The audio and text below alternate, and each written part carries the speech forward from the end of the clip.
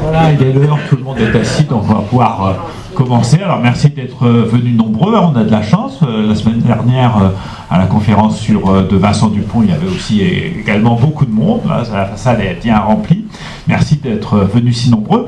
Alors, je peux vous donner vous allez recevoir le programme des prochaines conférences la semaine prochaine, mais donc je peux déjà vous donner les dates. Donc la prochaine conférence, c'est le 22 mars. Et ce sera Xavier Boniface qui nous parlera les Picards et leur cathédrale. Donc Xavier Boniface qui est professeur à l'université d'Amiens.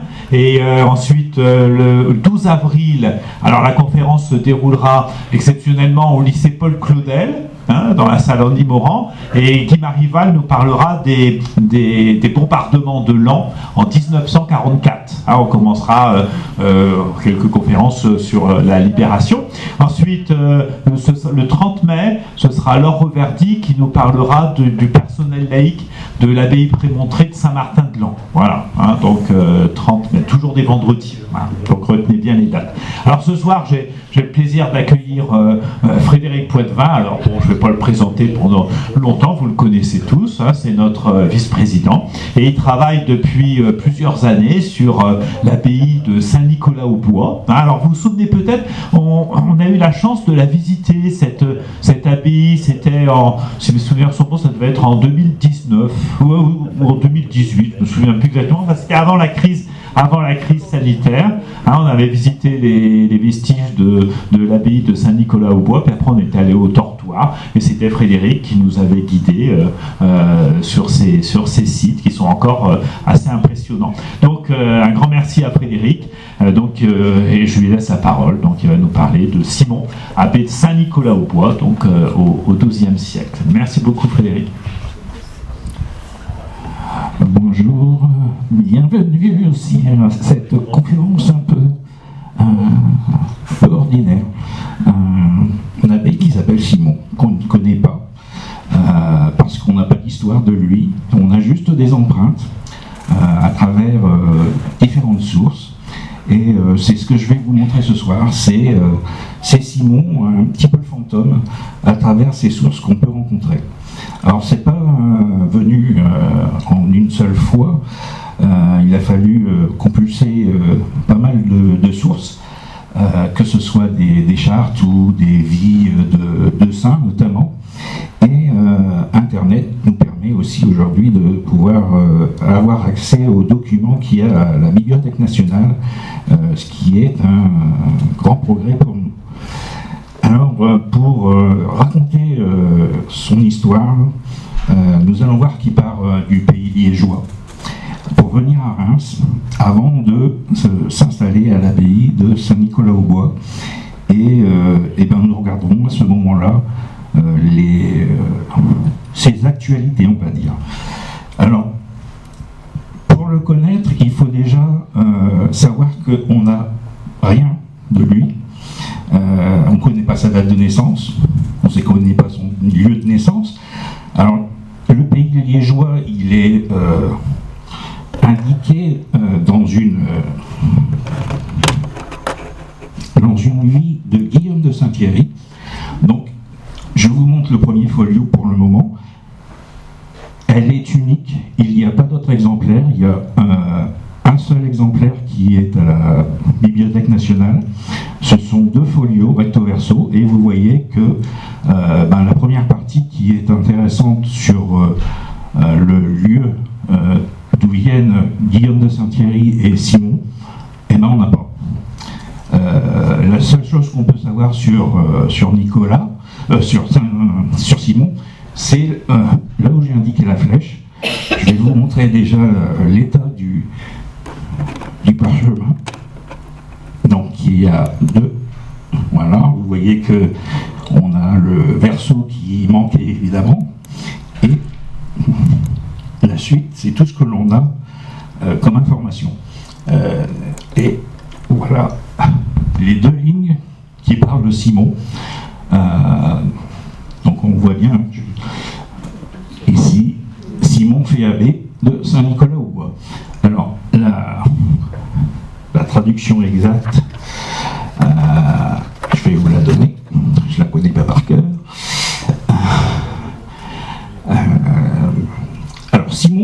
charge d'abbé de Saint-Nicolas-au-Bois.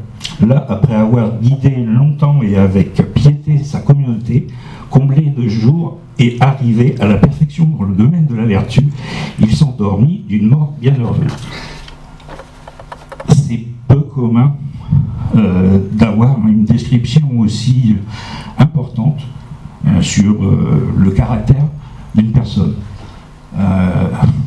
En plus, là, on est sur une vie qui ne lui est pas consacrée, qui est consacrée donc à Guillaume de Saint-Thierry. Simon est un peu l'aiguille dans le pied des chercheurs sur Guillaume de Saint-Thierry, parce qu'il est toujours là et on ne sait toujours pas comment le placer par rapport à Guillaume. Il y a de fortes présomptions que ce soit son frère, mais il n'y a rien qui le dit. Et comme on est sur un document unique, on est toujours dans la recherche et la confrontation des sources. Donc, pour ma part, je dirais plutôt que c'est un frère plutôt ou au moins un compagnon très proche. C'est la seule personne qui est citée dans la vie de Guillaume de Saint-Thierry, telle que je vous l'ai présentée. Et la vie de Guillaume de Saint-Thierry est écrite à la fin du XIIe siècle, Guillaume de Saint-Thierry étant devenu moine cistercien à l'abbaye de Signy, où il décède en 148. Et cette vie est datée de la fin du XIIe, écrite par un moine de Signy, qui est plus intéressé par la deuxième partie de la vie de Guillaume, quand il arrive à Signy en 135. La première partie, peu développée, parce que ça s'atteint que sur le premier recto, et on a sur ce recto quand même l'abbé Saint-Nicolas avec Simon. Donc, c'est le seul personnage qui est cité avec Thierry, donc il y a certainement un lien proche des deux personnes. Donc, comme je vous le disais tout à l'heure, il faut s'appesantir un peu sur Guillaume de Saint-Thierry pour voir un peu quel aurait pu être le parcours de Simon. Je vais maintenant vous montrer un certain nombre d'éléments concernant le pays liégeois. Hein, on est bien sur du pays liégeois et on n'est pas sur Liège en tant que tel. Donc je vous montre... c'était trop vite. Voilà. Donc là... Pourquoi je l'ai pas ? Qu'est-ce qui se passe ?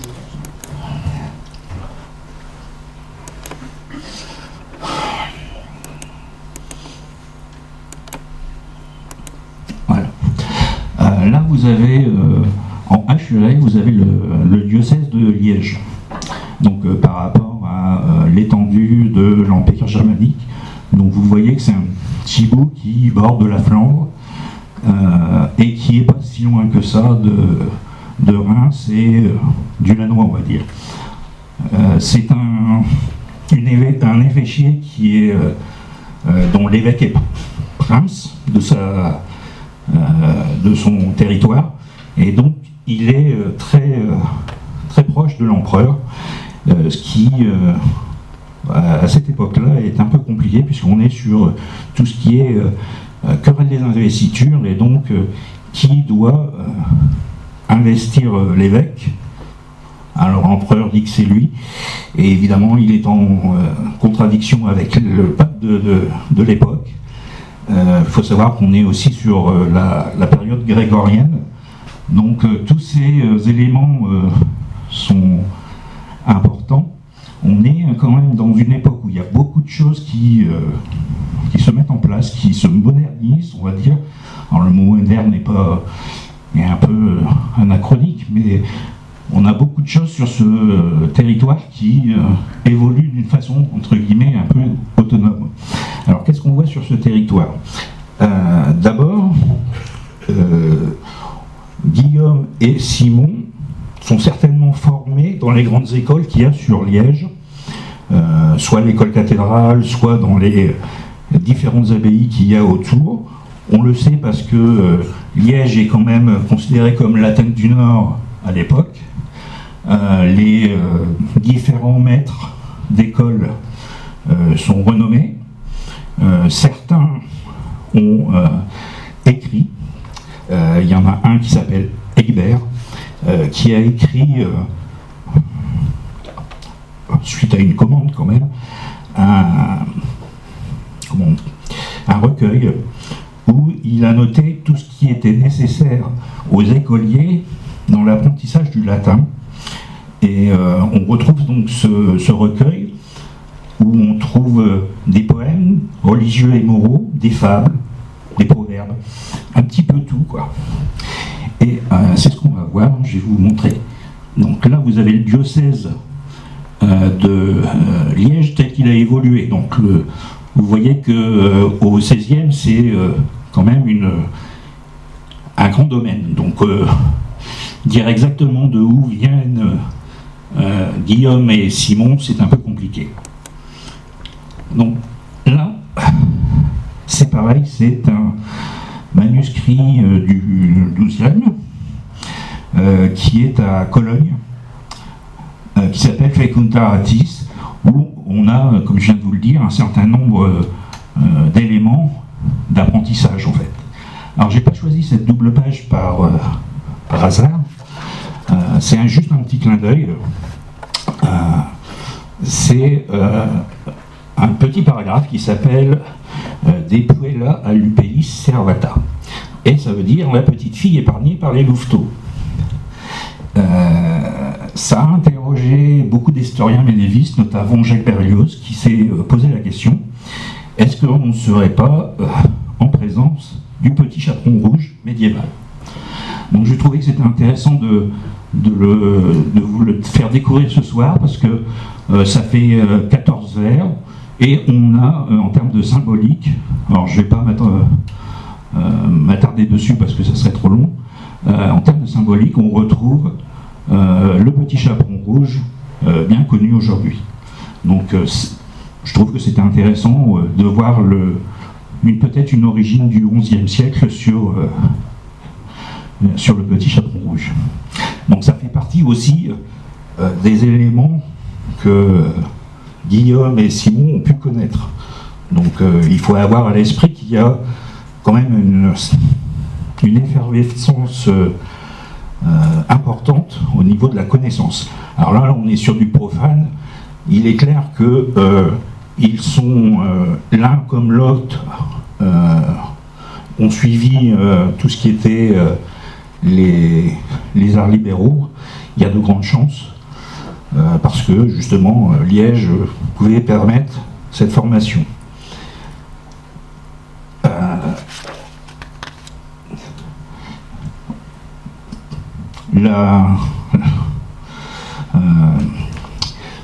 La suite des événements par rapport à l'apprentissage de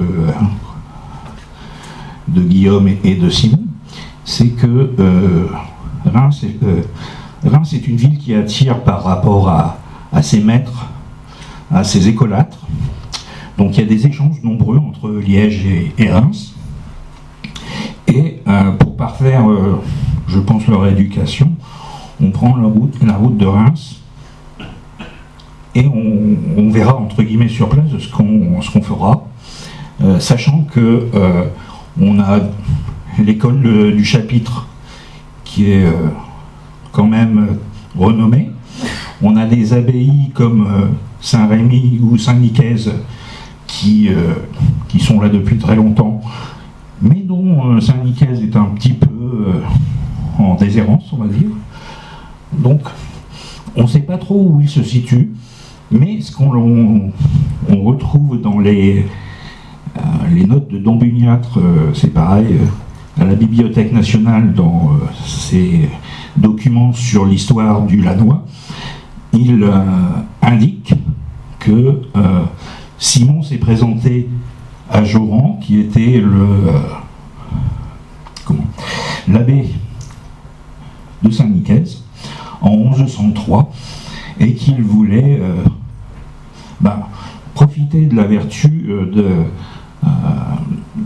de Saint-Nicaise qui était renaissante. Donc on pense qu'en 1103, Simon et Guillaume deviennent religieux à Saint-Nicaise. C'est compliqué de dire quel âge ils avaient. La notion d'âge au Moyen-Âge, elle est très structurée et elle ne correspond pas vraiment avec nos repères à nous. Donc c'est difficile de savoir s'ils ont suivi les définitions qu'ils avaient à l'époque, sachant que d'un auteur à l'autre, quelquefois, c'est différent. Qu'est-ce qui se passe à Saint-Nicaise? On ne sait pas trop. Ce qu'on sait, c'est qu'il y a une histoire de l'abbaye qui est donnée par Don Marlot au XVIIe. Il est prieur de l'abbaye à l'époque, donc c'est vrai qu'il va plutôt donner de bonnes informations sur son abbaye. Et donc, à partir de 1120, on a un assez grand nombre de moines de Saint-Nicaise qui sortent de l'abbaye pour devenir abbé. Et on est toujours dans la réforme grégorienne. Et là, on fait appel au niveau des sources, ce que nous appelons un manuscrit de l'an qui est de Hérimond de Tournai, où vous avez notamment, à la suite de l'histoire de Saint-Norbert-sur-Lans, une suite de paragraphes sur des moines.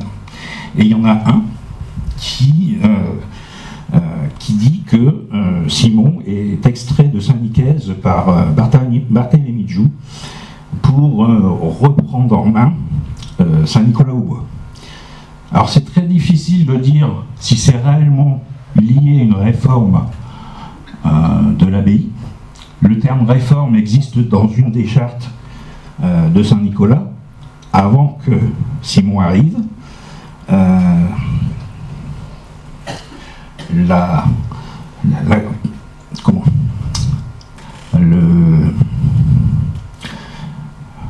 Le point de départ de l'abbaye, en fait, c'est un ermite. Donc c'est un peu compliqué, dans les dernières années du XIe siècle, de dire qu'il y a déjà besoin d'une réforme sur cette abbaye. On pourrait dire qu'il n'y a eu que 2 abbés avant Simon. Donc je pense que tout ce qui était érémétisme devait continuer sous une forme ou sous une autre en abbaye, mais qu'il n'y avait pas de règles en tant que telle. Donc l'abbaye bénédictine se construit vraiment à partir de Simon, et on le voit depuis 1115. C'est donc la première date que l'on trouve dans les chartes de Saint-Nicolas, où il est témoin de son protecteur, l'évêque Barthélemy de Joux. Et 1115, c'est une charte que Barthélemy accorde à Saint-Hubert de Moiroil et qui est présente aux Archives du Nord, qui a été inventoriée aussi dans les actes des évêques par Madame Dufour-Belpézin. Et c'est l'acte 87 où on trouve Simon aux côtés de Barthélemy. C'est un point important. 1115, il y a peu d'auteurs situent l'accès à l'abbatiat de Simon en 1115. Si on prend Alain Saint-Denis dans les différents textes qu'il nous a donnés sur Lens, notamment sur son livre sur Lens et le pays lannois, pour lui, la date d'accession à l'abbatiat de Simon, c'est 1120. Alors ça a l'air de rien, mais ça peut donner à réflexion sur d'autres éléments qu'on va voir ensuite.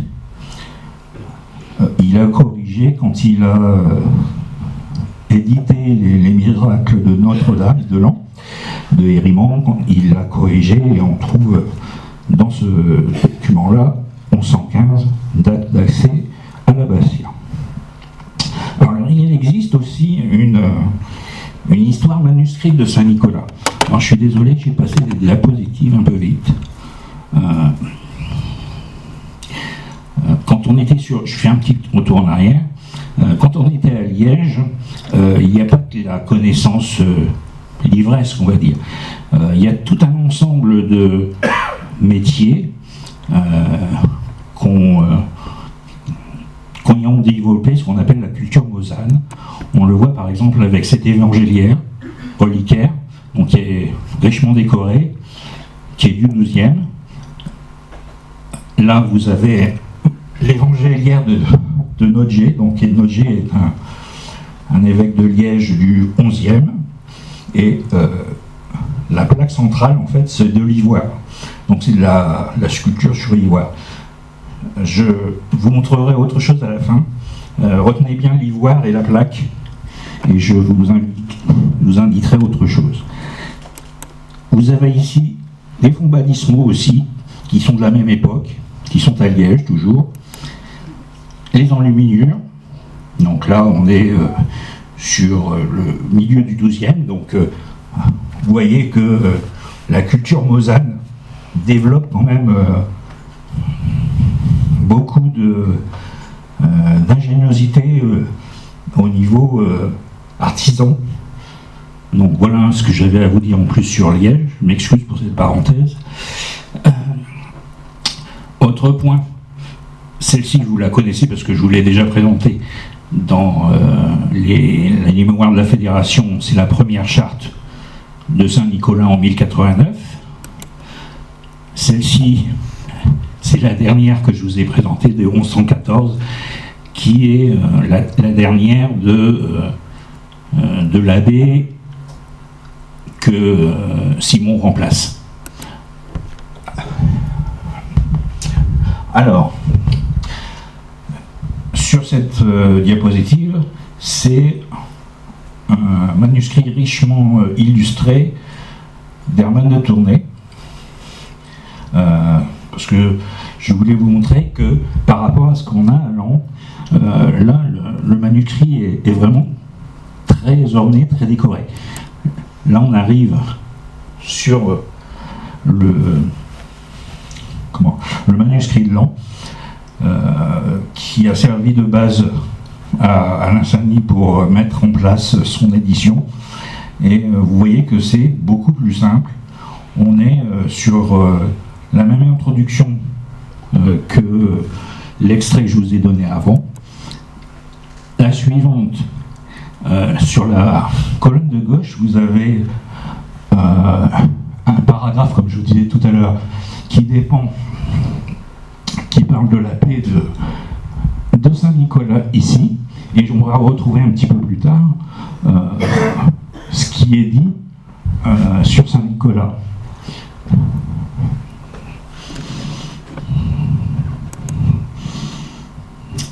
Donc vous avez le début du chapitre ici, à partir de Saint-Nicolas dans la forêt Vauzaillot. Donc avec ce que je vous ai dit sur l'origine de Nicolas, de Simon à Saint-Nicolas, vous avez ici la suite. Tout ça pour illustrer sur le fait aussi que on a des documents qui sont ou à la bibliothèque de Lan ou aux archives qui sont très parlants par rapport à notre histoire. Et je pense qu'il ne faut pas hésiter à les mettre en valeur. Ils le sont déjà, mais je pense qu'on a toujours besoin de mettre en valeur ces documents. Je reviens sur la présentation tout à l'heure de la mise en page. Vous voyez que celle-ci est beaucoup plus recherchée. C'est tout toujours la présentation des chapitres, tel que je vous ai énoncé il y a 2-3 diapos avec le chapitre sur Saint-Nicolas. Et sur la colonne de gauche, vous avez la fin du chapitre sur Saint-Nicolas.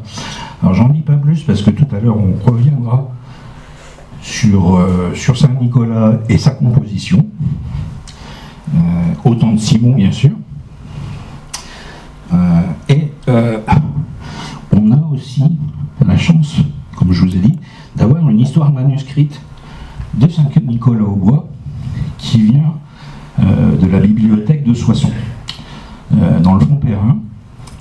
Elle est peu connue, peu étudiée.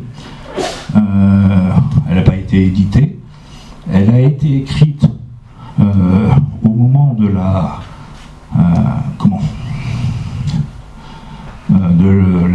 mise entre guillemets mission tutelle de la congrégation de Saint-Maur à la fin du XVIIe. Elle est datée de 1676.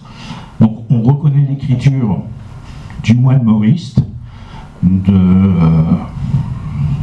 son intervention pour relever le niveau de Saint-Nicolas. Et on a une histoire où on n'a pas vraiment quelque chose de nouveau, puisque les éléments par rapport à Simon, le sujet qui nous intéresse aujourd'hui, il a les mêmes. Il fait référence à Hérimond de Tournai, comme je viens de vous le faire.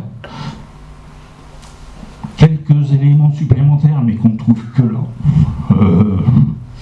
À la fin du paragraphe sur Simon, il nous indique qu'il avait une sœur qui s'appelait Hermantrude et qui aurait été à la tête de l'autre versant de l'abbaye, c'est-à-dire du versant féminin. Et pour moi, j'ai jamais trouvé de présence de supérieur féminin d'abbaye à double tête, entre guillemets. Donc, quelquefois, on a des éléments aussi qui apparaissent dans des histoires du 19e, où c'est cité, mais moi, j'ai pas trouvé de preuves dans les éléments que j'ai consultés. Alors, en 1119, arrive le début du document d'Hérimond de Tournai, qui commence par Norbert. Norbert a toujours en tête de pouvoir s'installer quelque part. Il est pris en main, après quelques petites péripéties, par Barthélemy de Joux, et sur son retour sur Laon, il l'accueille du côté de Saint-Thierry, avec sa suite. Alors, on peut supposer que ce sont peut-être des abbés et peut-être Simon de Saint-Nicolas qui en fait partie. En tout cas, ce qu'on sait, c'est que on retrouve Simon sur plusieurs épisodes de la vie de Saint-Norbert. Enfin, il n'est pas encore Saint-Norbert, Norbert de Xanten. Alors, Norbert de Xanten, vous savez qu'il va s'installer après Montré, en 1121. Donc, il y a déjà un échange entre l'abbaye de Saint-Vincent, qui était détenteur du terrain, pourquoi qu'il y ait de contestation. L'évêque Barthélemy de Joux reprend le document avec l'accord de Saint-Vincent. Les témoins, on trouve Adalbéron, qui est à ce moment-là abbé de Saint-Vincent, et on trouve Simon. Ce sont les deux seuls abbés qui valident cet acte. Puis, une fois que la propriété est reprise, il la donne à Saint-Norbert.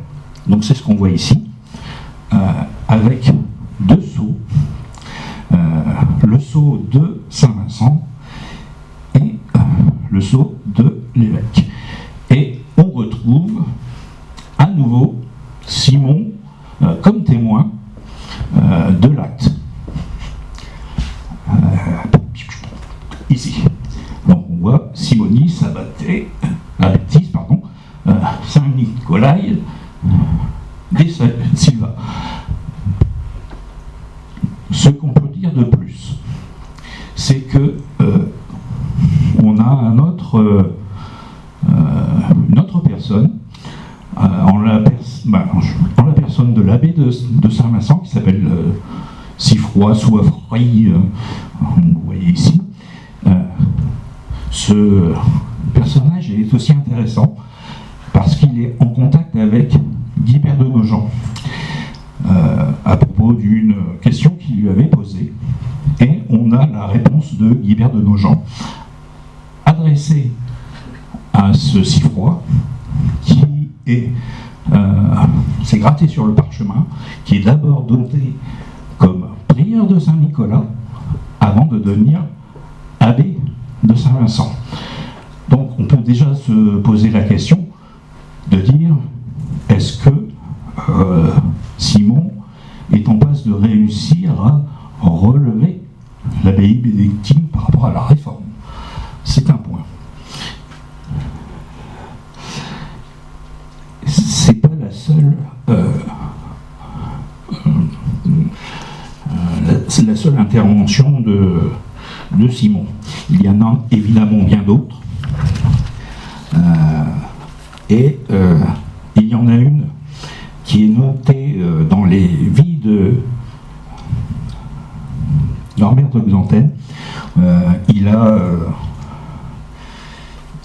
a suscité beaucoup d'ouvrages écrits, et notamment il y a deux vies, Vita A et Vita B, qui se ressemblent par certains passages, et il y a un passage où les personnes qui accompagnent Norbert sont séduits par le malin. Et à ce moment-là, on a l'intervention de Simon. À ce moment-là, on ne sait pas pourquoi, même Simon s'est laissé avoir par ce personnage qui dissimulait le diable par rapport à ses prédications. Donc ça apporte deux éléments.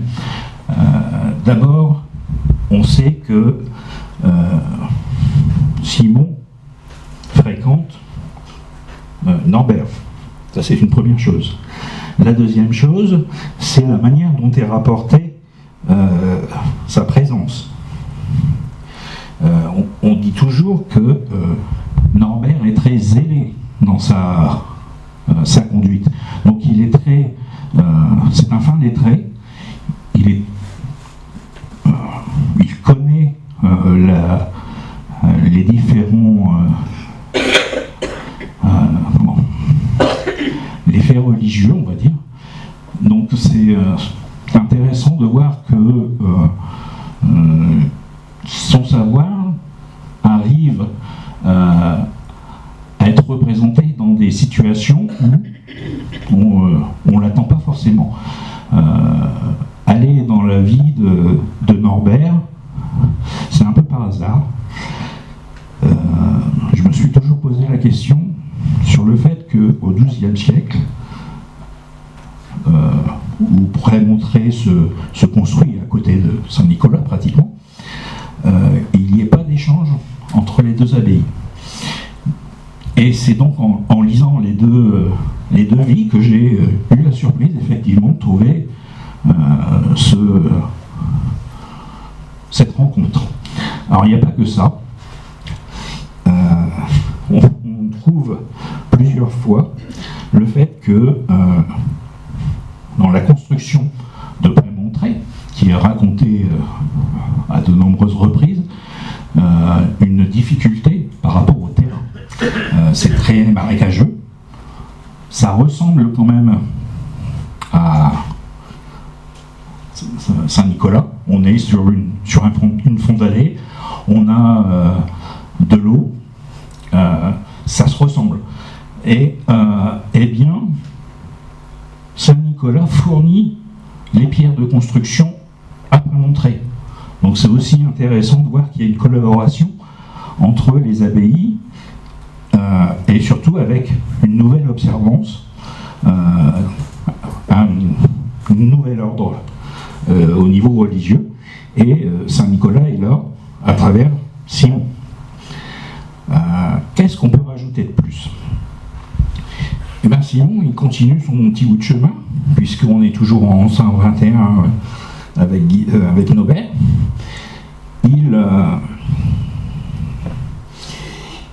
Il va être présent aussi en 1124, lorsque la collégiale de Saint-Martin devient Prémontré. C'est l'un des témoins encore de ce don fait par l'évêque, et on trouve parmi ces témoins aussi Bernard de Clairvaux. Donc c'est aussi un nouveau nom, un nouvel ordre, proche, très proche, puisque on voit que Bernard s'intéresse aussi à tout ce qui est établissement de nouvelles abbayes. Vous savez que sur le secteur, on en a quelques-unes. On prend Foigny, par exemple, en 124 aussi. Et bien Simon est aussi là lorsque la donation de création est faite en même temps que Bernard. Donc vous voyez, il est vraiment présent sur tout le territoire, et on continue de le voir fréquemment, même quand Nobert s'en va du côté de Cologne. On a un petit opuscule sur la vie bienheureuse de Hugues de Fosse, qui est le successeur de Norbert, qui raconte que effectivement Simon venait fréquemment à Prémontré pour rencontrer Norbert et Hugues. Donc une certaine connivence et un échange bienheureux, on va dire, entre les deux.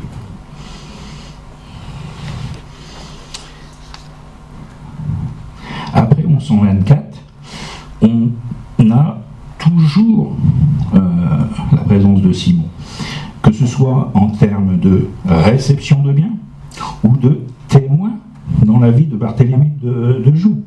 On l'a en 1128, par exemple, pour l'abbaye Saint-Martin, sur des biens qui sont archivisés et ouverts. On retrouve, alors ce qu'on parlait tout à l'heure, mais en aparté, on retrouve le nom de Simon dans la donation du tortoir, j'en dirai pas plus. On retrouve aussi Simon auprès de l'évêque de Noyon, qui, je vous rappelle, est aussi évêque de Tournai en même temps. Donc ce qui fait qu'on a des possessions de Saint-Nicolas autour de Tournai, proche de l'Escaut, certainement. Ce qui fait que la continuité géographique par rapport aux biens de l'abbaye, elle est un peu lointaine. Mais tout au long de l'histoire, ce que j'ai pu voir, il y a toujours eu, et il y a toujours eu jusqu'à la Révolution, des biens dans l'actuelle Belgique. Bien, on parlait de Bernard. Bernard de Clairvaux, il est présent dans la vie de Simon à plusieurs moments. Vous savez que Bernard a beaucoup écrit. Il a écrit plus de 400 lettres, et sur ces 400 lettres, il y en a 3 qui sont écrits à Simon. Alors c'est un peu compliqué de rentrer dans le sujet, parce que, comme je vous disais tout à l'heure, on a la référence de Simon à partir de 1120, et les datations qui ont été faites sur les lettres d'échange entre Simon et Bernard sont faites à partir de cette date-là. Or, c'est un peu compliqué de dire les premières lettres que Simon envoie, puisqu'il envoie des lettres. On a une lettre de Bernard qui dit « Je réponds à ta lettre ». Donc il a écrit à Bernard, qui est datée de 1120-1122, où il se plaint que les moines de Saint-Nicolas ne sont pas tellement dans la règle, ils ne veulent pas la réforme, alors que ça fait quand même plus de 5 ans qu'il est à la tête de l'abbaye. Donc c'est une première interrogation. Alors je ne suis pas assez versé sur les lettres de Bernard, mais il y a interrogation là, sachant que Bernard est élu abbé en 1115 aussi, donc sa notoriété elle arrive que quelques années après. Il y a des auteurs qui disent que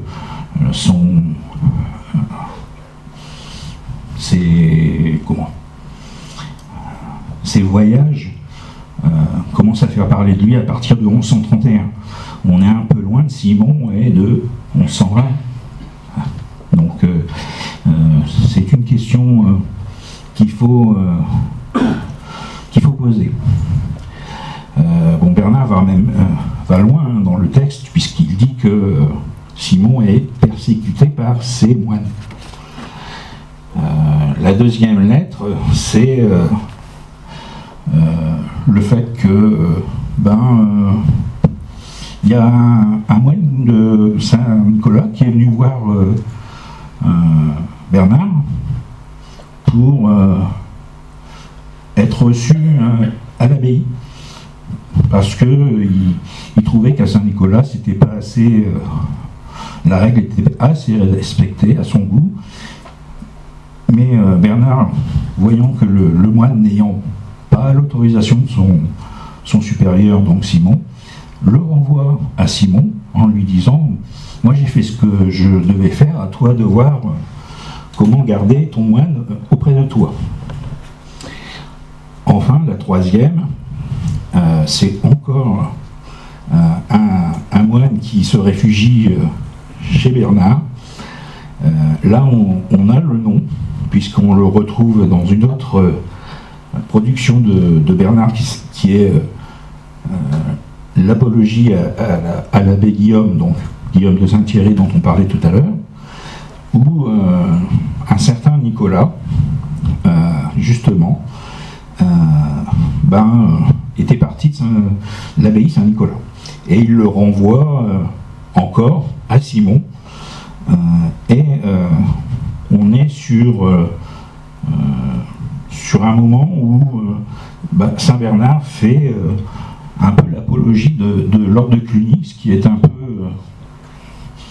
peu difficile à croire quand on voit qu'après, dans les lettres qu'il fait qu'il échange avec Pierre le Vénérable, qui est abbé de Cluny, où on voit que les deux tempéraments sont bien opposés au niveau des coutumes.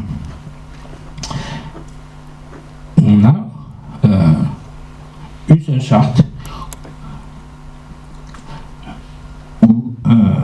qui est de 1133. Alors c'est pas très lisible, je m'en excuse, mais la charte est un peu abîmée.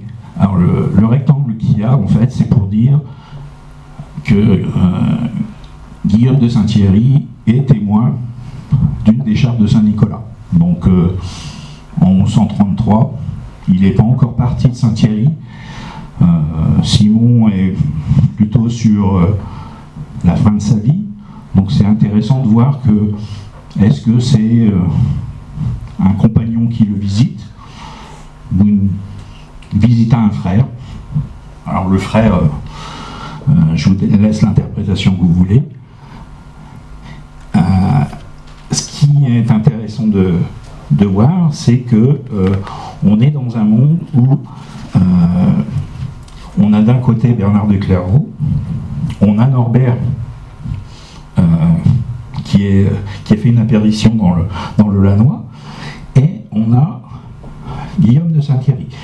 Guillaume de Saint-Héry, comme je vous ai dit tout à l'heure, il est très versé au niveau de la théologie, donc on peut imaginer que, comme Simon l'a un peu suivi partout,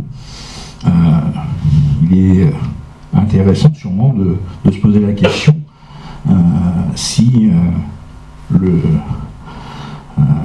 cursus de l'un se ressemble. Ils étaient ensemble de toute façon à Saint-Nicaise avant que chacun parte dans une autre abbaye.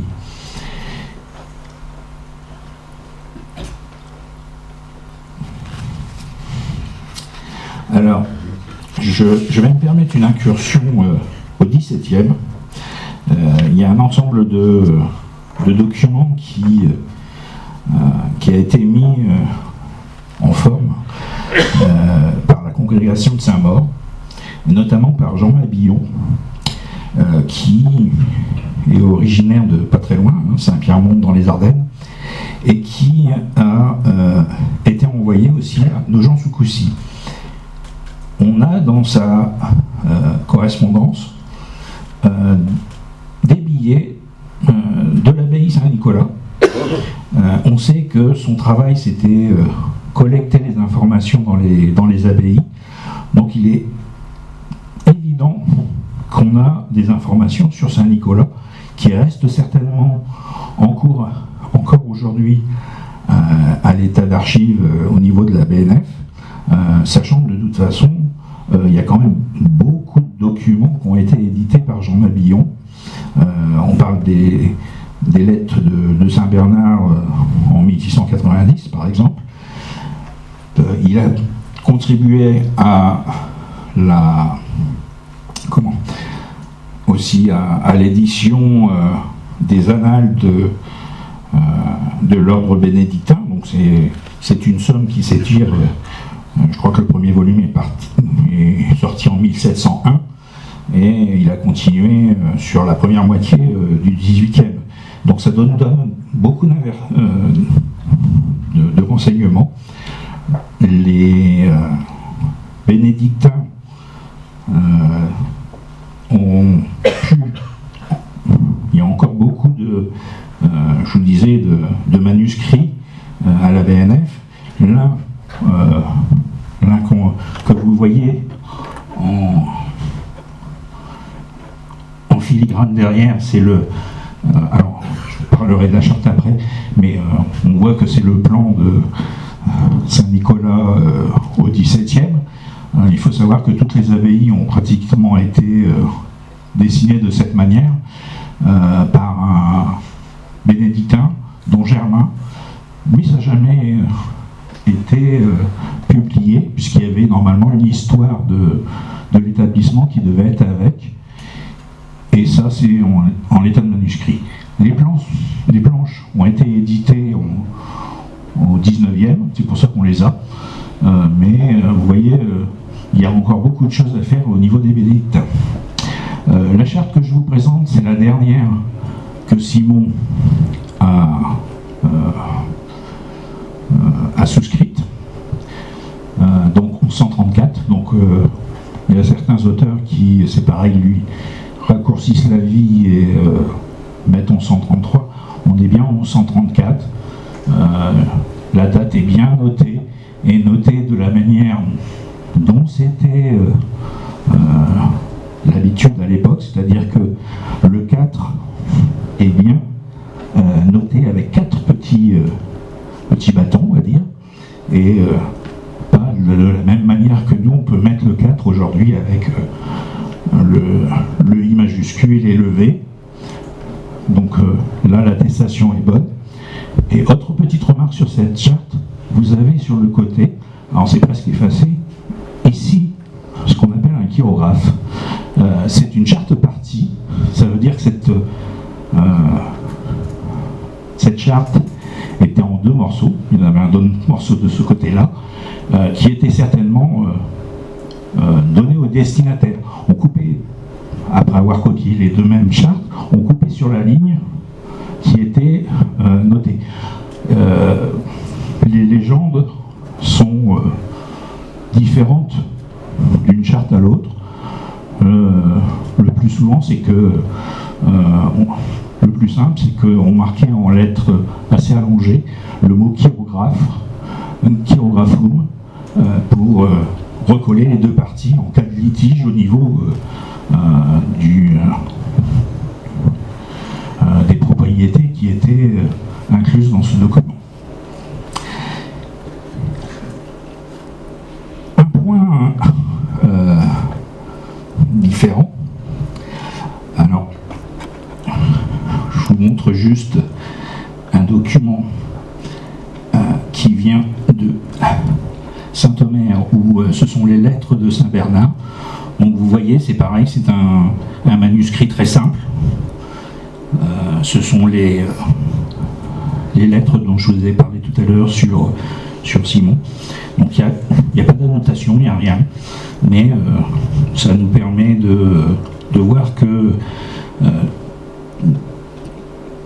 à l'époque, les lettres étaient déjà compilées et diffusées, puisque vous voyez que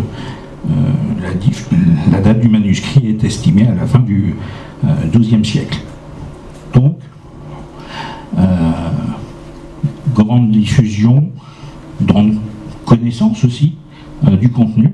Il ne faut pas oublier que ce n'est pas uniquement des lettres pour savoir si ça va bien. Il y a des contenus avec des références très bibliques à l'intérieur des lettres de Saint-Bernard. Et moi qui ne suis pas versé dans ce côté au niveau référence, c'est très compliqué quand on doit traduire ces textes-là si on n'a pas la référence adéquate. Alors la dernière partie que je voudrais vous présenter, c'est pareil, c'est encore un document qui est unique. C'est ce qu'on appelle l'acte de société et de prière qui est daté de 1131. Alors qu'est-ce que c'est? C'est a priori le premier document qui rassemble un certain nombre d'abbés dans la partie qui dépend de l'archevêché de Reims, un certain nombre d'abbés sur le chapitre général des bénédictins. Alors c'est vraiment... Alors j'avance très doucement par rapport à ce texte. Il a été maintes fois édité, étudié, et on a une nouvelle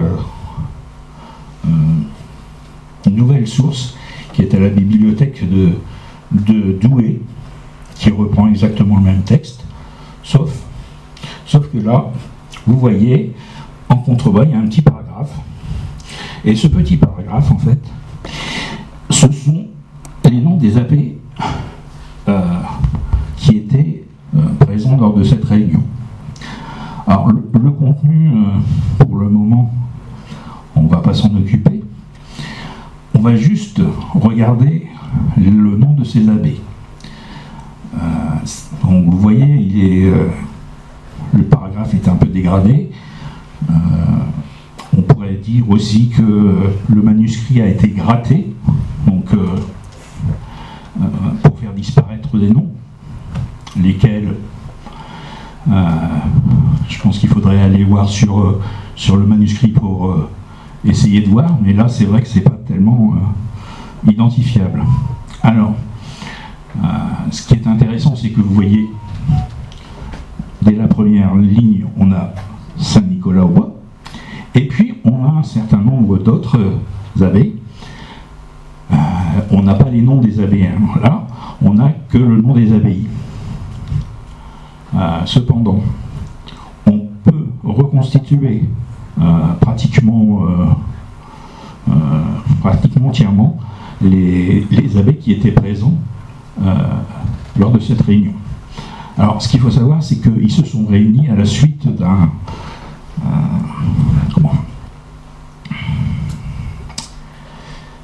j'ai perdu le nom. D'une réunion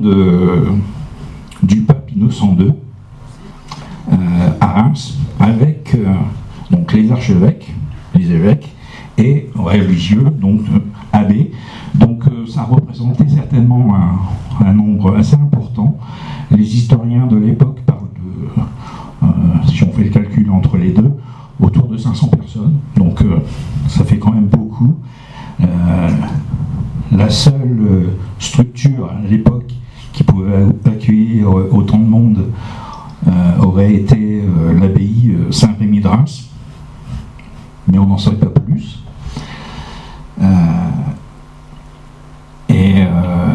Donc ils ont tous une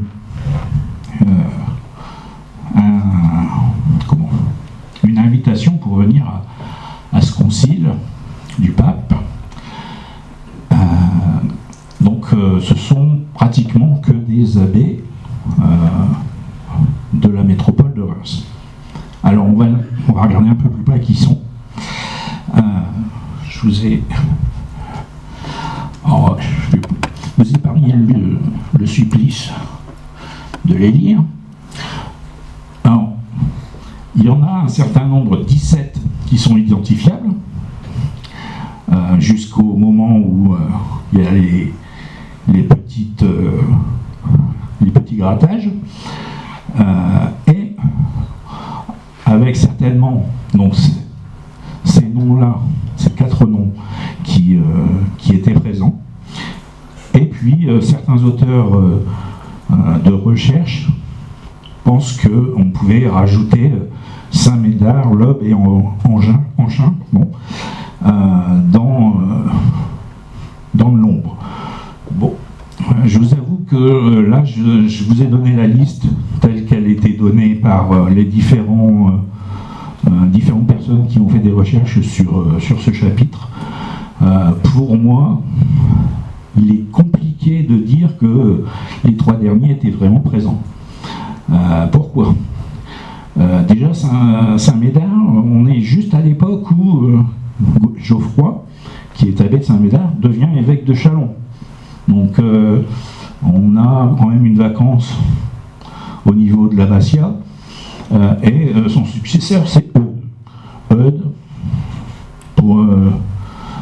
Il n'a pas laissé beaucoup de choses. Quant à Lobe et Anchin, il y a Jean-Pierre Guerzaguet qui a travaillé sur Arras, et notamment Anchin, qui lui voit vraiment la réforme d'un point de vue plutôt clunisien et plutôt sur le nord, au niveau de la Flandre, et pas sur la partie rémoise, on va dire. Donc, ce qui est intéressant aussi de voir sur la première partie, c'est qu'on a quelques participants qui ne devraient pas être là, parce que c'est pas la métropole de Reims dont il dépend. Il s'agit de Rebais, donc le diocèse de Meaux, donc c'est Paris. Lagny, qui est vraiment sur le diocèse de Paris en tant que tel. Au moins l'un des deux, on peut l'imaginer. Pourquoi il est là? Alors, les noms que vous avez, je vais vous poser l'hypothèse. J'ai pas la solution. Il y a un certain nombre d'abbés qui sont présents dans Hérimont de Tournai. On y revient. Qui sont présents quand Simon est fait abbé de Saint-Nicolas. Alors, qui sont-ils? On a déjà le premier, Thierry, qui est fait abbé de Saint-Éloi à Noyon. Il deviendra par la suite évêque d'Amiens. Donc c'est toujours intéressant de voir la carrière d'un moine qui part de Saint-Nicolas. Donc on suppose quand même qu'il y a une certaine connaissance pour devenir abbé, et donc Simon a quand même réussi à avoir un ascendant assez important sur ces moines pour qu'ils puissent devenir abbé. Ensuite, bon, Guillaume de Saint-Thierry, on le met de côté, on sait très bien les relations qu'il y a avec Simon. Rebé, j'ai pas trouvé de lien pour le moment. Lagny. Alors Lagny, c'est une abbaye qui dépend des comtes de Champagne. Thibaut, comte de Champagne à l'époque, demande à à Norbert, s'il ne pourrait pas lui indiquer qui pourrait être abbé à Lagny. Et en fait, Norbert renvoie sur l'abbaye Saint-Nicolas-au-Bois, et vous avez Raoul qui est à Saint-Nicolas-au-Bois, qui devient abbé de Lagny. Donc ça fait beaucoup de connaissances pour le moment. Saint-Michel-en-Thiérache, c'est pareil. Gilbert est fait abbé de Saint-Michel-en-Thiérache en 1124, et en fait il succède à Simon en 1134 à Saint-Nicolas. Gilbert est un personnage important aussi sur Saint-Nicolas. Ce sont vraiment les deux abbés qui entraînent l'abbaye dans son temporel et aussi dans ses connaissances religieuses. Gilbert est surnommé Platon. Donc on suppose qu'il a une connaissance des textes anciens. Je n'ai pas plus d'informations, mais c'est ce qui est dit dans Hérimon de Tournai, et on le retrouve effectivement aussi en relation avec différents autres ordres et avec certains évêques, comme l'évêque d'Arras, qui est un ancien abbé d'Anchin. Donc vous voyez, on fait le lien avec le bas, pour récupérer des autels qui sont sur le diocèse d'Arras. Donc vous voyez, tout ce petit monde se connaît. On peut aussi rajouter Absalon à Saint-Amand. C'est aussi un des personnages qui est cité par Hérimon de Tournai. Absalon qui, en 1147, au moment où le diocèse de Noyon-Tournai éclate, c'est-à-dire que Noyon redevient diocèse à part entière et Tournai à part entière, il est élu évêque de Tournai. Malheureusement, il meurt sur les entre-deux, il n'est pas sacré. Mais au moins, ça nous donne aussi le niveau, comme je vous disais tout à l'heure, le niveau que Saint-Nicolas avait mis au niveau de ses moines. Et Absalon, on a aussi des lettres de lui sur différents évêchés. Donc il y a, en plus du savoir intellectuel, il y a une connaissance de l'écriture qui est de plus en plus interrogeant, je dirais, sur Saint-Nicolas. Bon. Enfin, Saint-Jean-de-Lans. Alors, Drogon, c'est celui qui a été mis à Saint-Jean par Barthélemy de Joux pour réformer cette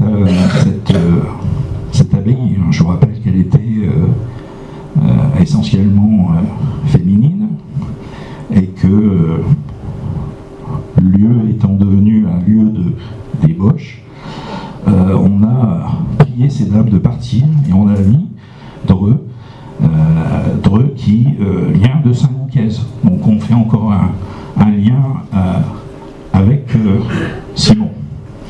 Donc vous voyez, on arrive à avoir une porte d'entrée par rapport à ce chapitre général bénédictin à venir, hein, parce que là c'est vraiment la première mention que l'on a.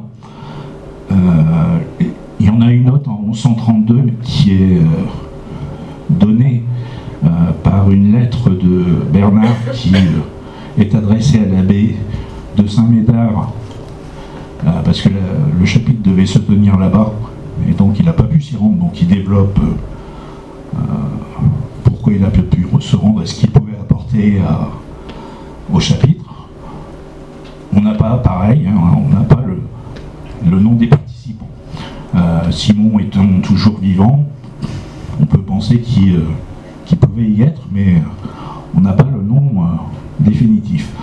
En fait, si on reste sur le chapitre général, on a régulièrement des chapitres.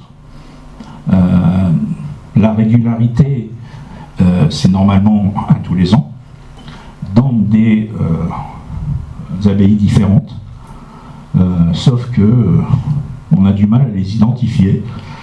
On en a une en 1170, c'est certain. On a un nombre d'abbés qui sont présents, et on a notamment un abbé de Saint-Nicolas qui s'appelle Guillaume. Guillaume est arrivé sur est devenu abbé de Saint-Nicolas après avoir fait son apprentissage à Saint-Nicaise. Donc vous voyez, on tourne sur les mêmes abbayes, les abbayes, pardon, et on a toujours à l'esprit qu'on est sur une réforme plutôt qui serait une réforme clunisienne. Sauf que on n'est pas sur la taille de Cluny. On a un peu de mal à avoir, même sur les ordres nouveaux comme Prémontré ou Cîteaux, on n'a pas l'arrivée massive de personnes. Quand vous regardez Prémontré, on vous dit il y a 200 personnes qui arrivent. Il faut pouvoir les loger, les accueillir, les nourrir. Là, on est sur des plus petites unités, différentes en termes de gestion. Là, l'abbé connaît tous ces moines, tandis que sur Cluny, ils sont nombreux et ils ont des coutumes qui sont très... un coutumier qui est très développé, mais comme ils sont nombreux, ils ont la possibilité de faire... d'exécuter toutes les tâches, tandis que quand ils sont beaucoup moins nombreux, et bien ces abbés-là on va dire allégés, même s'ils se sont réformés, c'est-à-dire qu'ils ont repris la règle de Saint-Benoît. Les unités là sont beaucoup plus petites.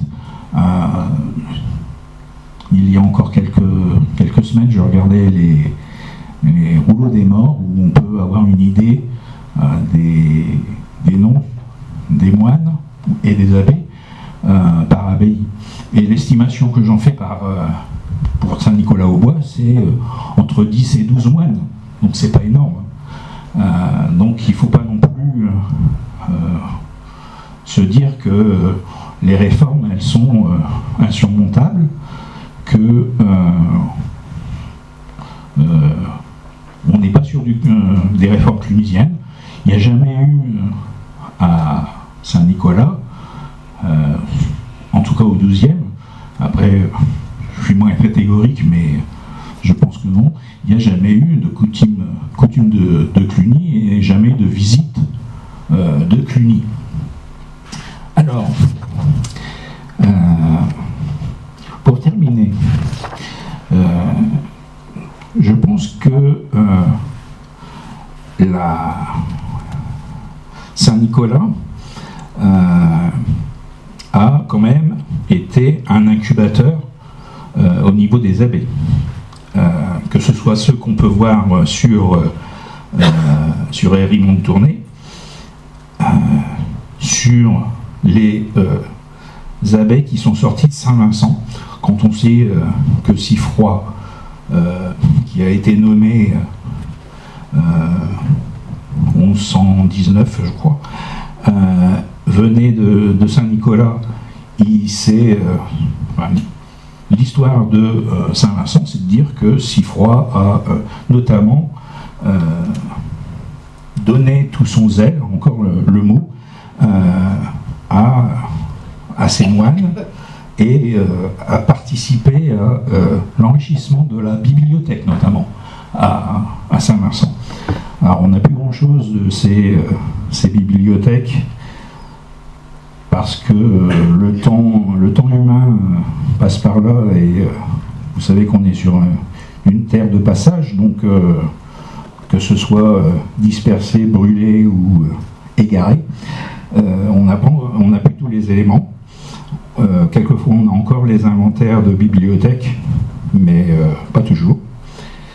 Donc vous voyez que là, on prend deux abbayes, Saint-Vincent et Saint-Nicolas, et on arrive à avoir un certain nombre d'abbés sur le territoire. Alors c'est aussi un avantage pour l'évêque. L'évêque de Laon, comme il participe quand même un peu trop, puisqu'il nomme les abbés au lieu qu'ils soient élus par leurs moines, en tout cas pour ce dont je vous ai parlé, c'est un moyen de pouvoir avoir de l'information sur le territoire qu'il a.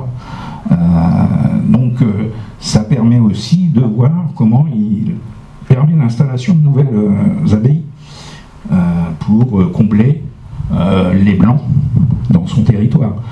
Au niveau de la Thiérache, on le voit bien, il y a quand même quelques abbayes qui sont implantées. Tout à l'heure on parlait de Foigny, mais il y a Tenaille aussi avec les Prémontrés. Alors qu'est-ce qu'il faut retenir de tout ce que je viens de vous donner comme information? La première, c'est ce que j'espère vous avoir dit assez souvent, c'est que Simon est abbé dès 1115. Donc ça, c'est quelque chose qu'il faut graver dans le marbre.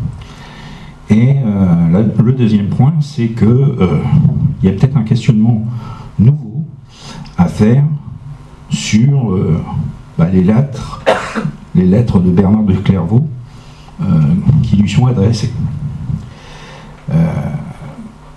Deuxièmement, la rencontre entre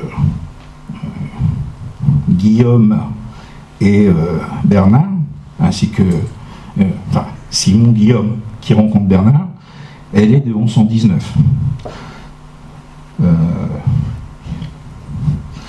À cette époque-là, il est abbé depuis 4 ans. Est-ce que son influence est déterminante? Peut-être qu'il a un charisme à part, ce que je crois, parce qu'il a fait quand même beaucoup de choses.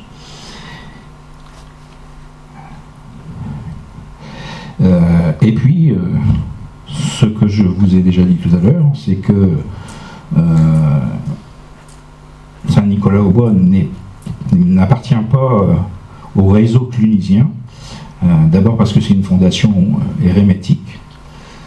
Et jamais, à cette époque, on a parlé de Cluny.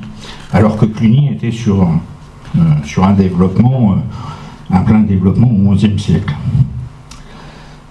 Alors comme vous le voyez, la vie de Simon, elle est riche d'événements. Il y a beaucoup de documents croisés qui permettent de suivre son itinéraire abbatial, mais aussi sa formation initiale. C'est ce qu'on pourrait appeler un abbé au cœur de la Renaissance du XIIe siècle. Nous pouvons aussi émettre d'autres hypothèses. Les moines qui sont partis de Saint-Nicolas ont dû être formés pour devenir évêques. Alors, formés où? Ils étaient déjà à Saint-Nicolas, donc ça veut dire qu'il y aurait une présence d'une école. Pour l'instant, on ne sait pas. Pour instruire, on aurait aussi besoin d'une bibliothèque. C'est pareil. C'est pas resté dans les manuscrits que l'on a, notamment le manuscrit de Soissons. Il n'y a rien qui nous en parle. Bon, ça ne veut pas dire qu'il n'y a rien. Il y a un manuscrit à la bibliothèque municipale Suzanne Martinet, qui est qui est sur le livre de Job, mais il n'a rien d'extraordinaire, il n'est pas décoré,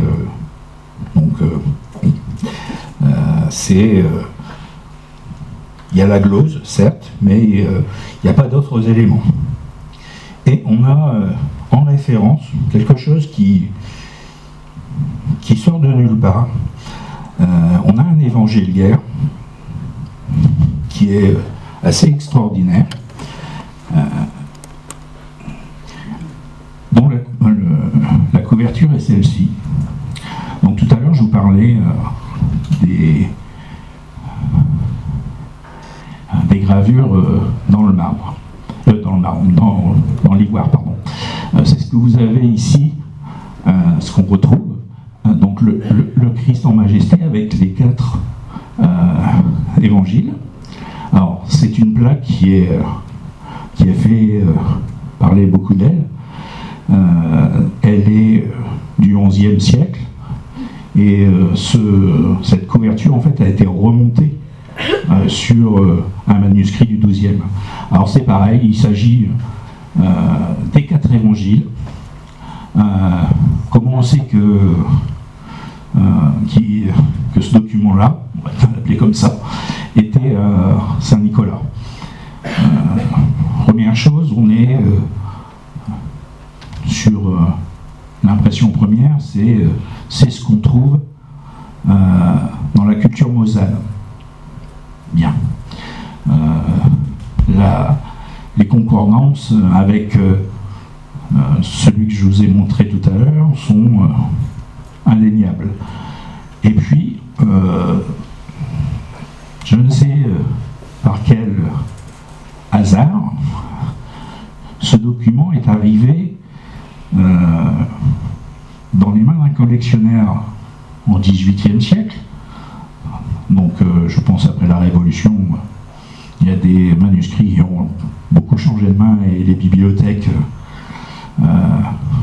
d'érudits notamment regorgées de documents de cette manière-là. Donc il est enregistré comme manuscrit 292. Alors évidemment je ne vous ai pas encore donné le lieu de conservation, mais c'est un peu compliqué de le voir puisqu'il se trouve à Oxford dans la bibliothèque bodléienne. Donc comment c'est arrivé là-bas, on ne sait pas. Le contenu, alors pour savoir que ça appartient à Saint-Nicolas, c'est que il contient des notes de pages, on va dire, où on a des noms de possessions qui collent en tout point avec les possessions de Saint-Nicolas. On dirait qu'ils se sont servis du manuscrit comme pense-bête. Il est très bien ordonné aussi en termes d'enluminure. Je ne l'ai pas là, mais l'intérieur est très joli aussi en termes d'objets, on va dire. Donc on peut se demander aussi pourquoi ce genre d'objet était présent à Saint-Nicolas.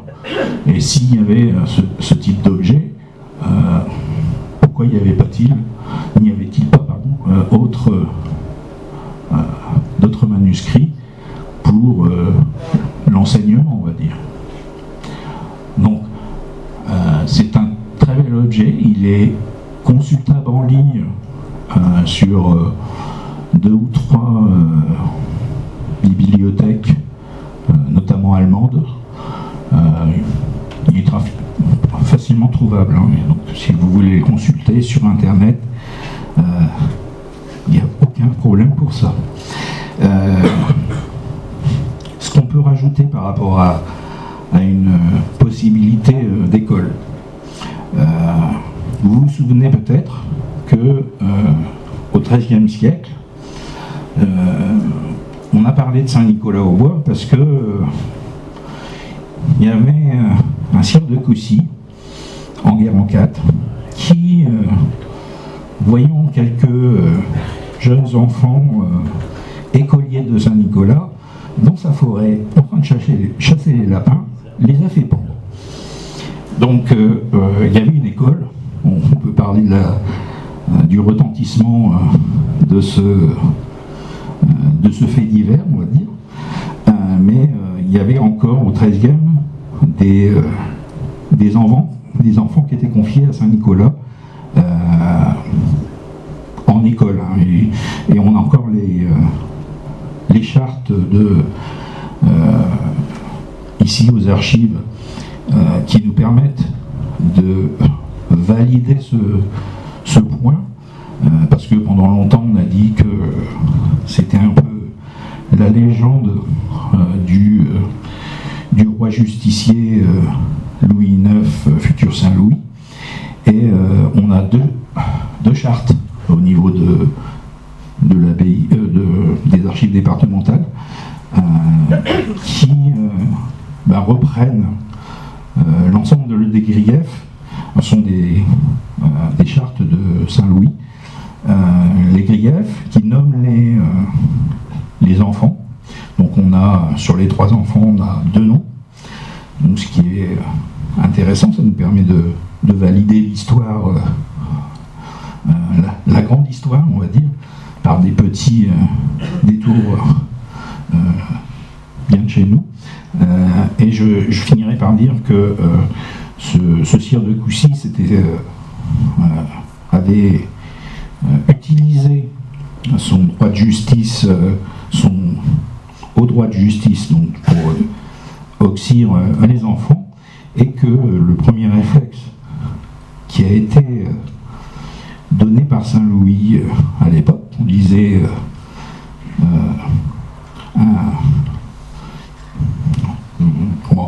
qu'on représentait sous son chêne en train de rendre la justice, la première chose qu'il a pensé, c'est on fait dent pour dent, c'est-à-dire que le sire de Coucy, il passe à la trappe aussi en gros, quoi. Et il y a tout un épisode qui serait intéressant qu'on puisse voir par rapport aux chartes que l'on a au niveau des archives départementales. Donc je pense que si vous en êtes d'accord, j'ai pas fini de vous parler de Saint-Nicolas, il y a plein de sujets. Même au niveau de ce que je vous ai dit ce soir, il y a plein d'incertitudes. On a notamment ce que je vous disais tout à l'heure sur le manuscrit de Soissons, sur l'histoire de Saint-Nicolas. On retrouve dans les mémoires de la Société académique de Chauny une œuvre de l'abbé Palan qui parle de Saint-Nicolas et qui fait mention d'un manuscrit qui a été copié par le président d'alors,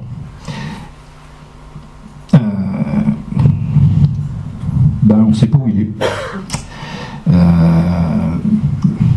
D'après mes recherches, la Société académique de Chauny n'a pas d'archives, donc c'est peut-être quelque part.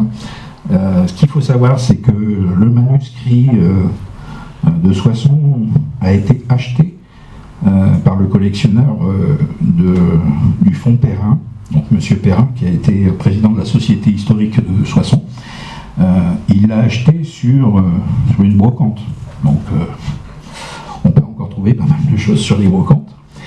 Et dans un article plus récent, toujours sur la même histoire, on a un article qui doit être dans le premier tome des mémoires de la Fédération, en 1955, où M. Fleury nous dit qu'à la suite d'une histoire de Saint-Nicolas, il y a un monsieur Chauvenet de Ledin qui a dans sa bibliothèque une photocopie de cette histoire. Moi, je n'ai pas réussi à aller plus loin. Il y a un château à l'Édin. J'ai essayé de contacter le propriétaire, mais je n'ai pas réussi. Alors peut-être qu'il a encore sa bibliothèque et ses fameux manuscrits. Mais vous voyez, il y a encore beaucoup d'inconnus sur Saint-Nicolas. C'est vrai qu'on a l'habitude de voir les monuments, soit de l'abbaye en tant que telle, soit le tortoir. Il y a beaucoup de choses qui s'y sont passées. L'abbaye, malheureusement, est un peu en train de tomber. Le tortoir se porte mieux, on va dire. Mais je pense que c'est un pan de notre histoire qui mérite qu'on s'y intéresse. C'est une abbaye à la campagne. Ce ne sont pas les abbayes de Laon, hein. Ce ne sont pas des abbayes urbaines. Donc, toujours intéressant de voir.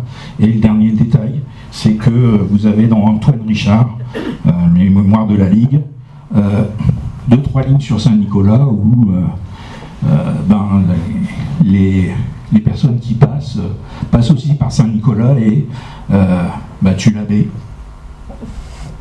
Donc voilà, je termine bien. Je vous remercie de votre attention.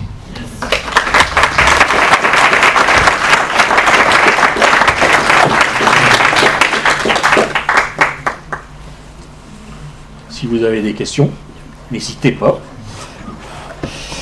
Ah, ça je l'ai pas mis. Ça je vous l'ai pas mis, mais c'est un plan du 17e qui est de Saint-Nicolas avec le tortoir. Alors, ça vous pouvez l'oublier, hein. Saint-Nicolas n'y a jamais mis les pieds.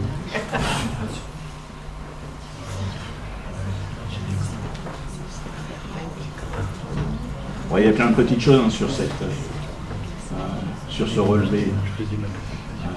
On voit bien l'abbaye, on voit bien le village, on voit bien le tortoir. Et ce qui est intéressant au niveau du tortoir, c'est que on y trouve la mention hameau avec quelques maisons et une église. Église qui devait exister dès le 12e, puisqu'elle est sous le vocable de Sainte-Geneviève et qu'on le trouve dans les documents du 12e. Est-ce que la liste a été datée? Il a quoi? La liste des abbés, etc. Est-ce qu'il y avait une datation pour la liste abbée? Oui, on en a quelques-uns, mais pas tous.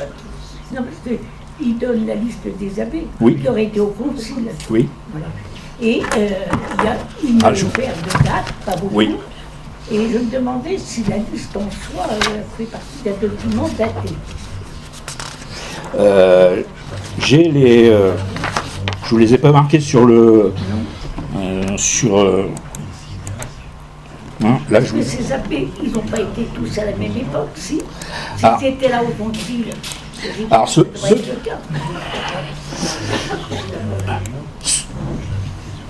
Alors, ceux qui sont notés sont de la même époque que Simon.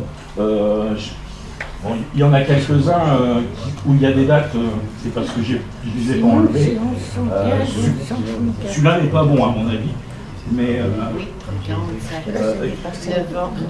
ils sont tous de l'époque de Simon, c'est-à-dire 1131, ils sont abbés, hein, pratiquement tous. Ceux dont je vous ai parlé de toute façon, qui ont un rapport direct avec Saint-Nicolas, sont abbés à l'époque. Il n'y a aucun souci. Les autres, c'est plus difficile parce qu'il n'y a pas eu d'études vraiment complètes et on n'a pas l'information première comme on peut trouver dans les romans de tournée. Hein. Les autres, on se sert de la collection de la Gallia Christiana, toujours écrite par les bénédictins, et en fait, on n'a pas de date quelquefois précise. On a la date de leur première charte, pas d'élection. Donc on a une période, on n'a pas de date. Mais ça, Comme Eric Thierry m'a demandé tout à l'heure si je pouvais faire reprendre la conférence et la faire par écrit en termes d'articles, il est clair que vous aurez tout dans les prochaines publications. Bon, ça donnera un peu de mal à certains relecteurs. Mais je ferai au mieux. Non, il y a des choses dont je ne vous ai pas parlé, mais que je ne vous ai pas citées parce que c'était un peu long.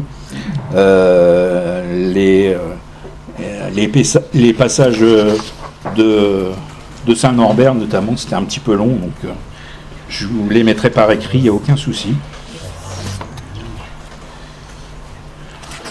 Non, oui. Par contre, c'est au niveau des illustrations, étant donné que j'ai un peu prise un peu partout, je dirais que, mis à part celle que les archives avaient mise pour annoncer la conférence, c'est l'abbaye au 18e, peut-être, je ne sais pas exactement. On peut s'en servir comme illustration, je pense. Je ne sais pas si vous avez d'autres choses au niveau des archives.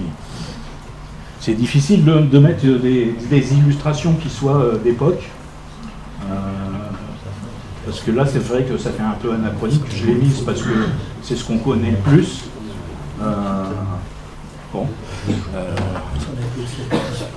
Le reste, vous pouvez le retrouver sur Internet, pratiquement tout, en termes d'illustration.